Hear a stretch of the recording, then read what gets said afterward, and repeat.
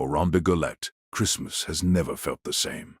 27 years ago, her 18-year-old sister, Danita, became one of 6 innocent people murdered during one of the most terrifying crime sprees in Dayton's history.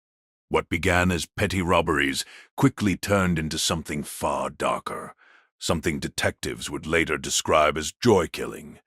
There was no revenge, no personal hatred, no motive at all.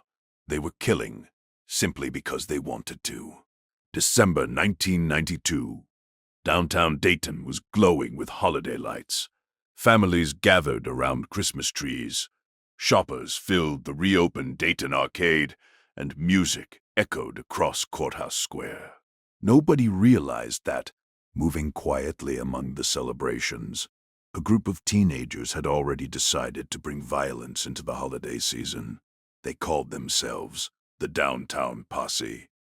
Laura Taylor, Marvelous Keene, Heather Matthews, and DeMarcus Smith, estranged from their families and drifting through the streets, they spent most of their days begging for money downtown, until boredom turned into something dangerous. According to witnesses, 16-year-old runaway Laura Taylor said the words that would change everything. "Let's get some drama in our lives." On Christmas Eve, the killing began. Their first victim was 34-year-old Joseph Wilkerson, a General Motors worker. The girls lured him into trusting them with promises of sex.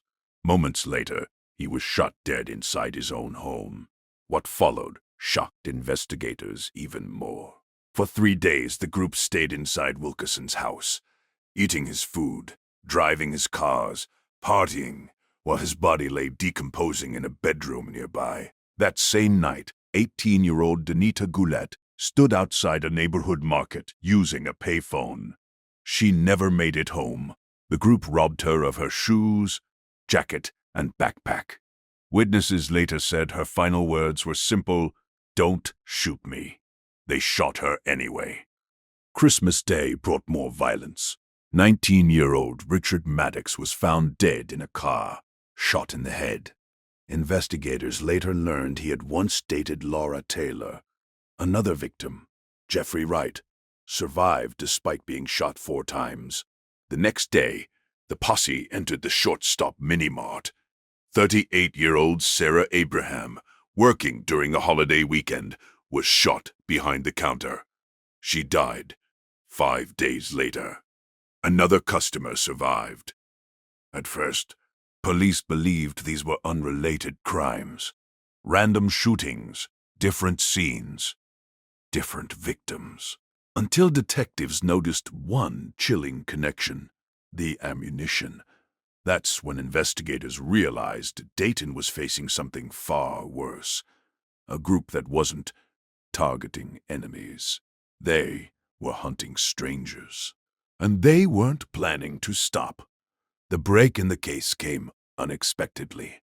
On December 26th, a Dayton police sergeant spotted a stolen vehicle and pulled it over, unaware he had just stopped the city's spree killers. All 4 surrendered peacefully. Later, detectives learned something terrifying. During the stop, Laura Taylor allegedly told Marvelous Keene to shoot the officer. He refused. It was pure chance that more lives went lost that day. After their arrest, Taylor revealed 2 more murders.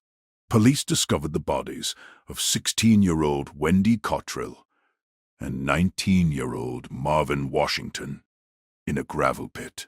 They had been executed because the group feared they might talk to police. 6 victims, multiple survivors.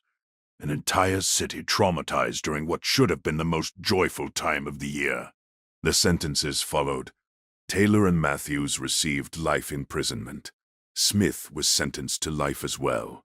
Marvelous Keene, convicted in 5 murders, was executed by lethal injection in 2009. He spoke no final words. Investigators later learned Keene had once been a good student with no criminal record. But after his brother died during a robbery, something inside him changed. Depression, isolation, anger, and eventually, violence. Detectives believe once the killing began, the group found identity in it. Power, recognition, a sense of belonging. For Rhonda Goulet, however, the tragedy never ended. Her sister's death shattered her family. Her engagement collapsed. She lost a child. And years later, her mother died at just 51 years old. Doctors said grief broke her heart.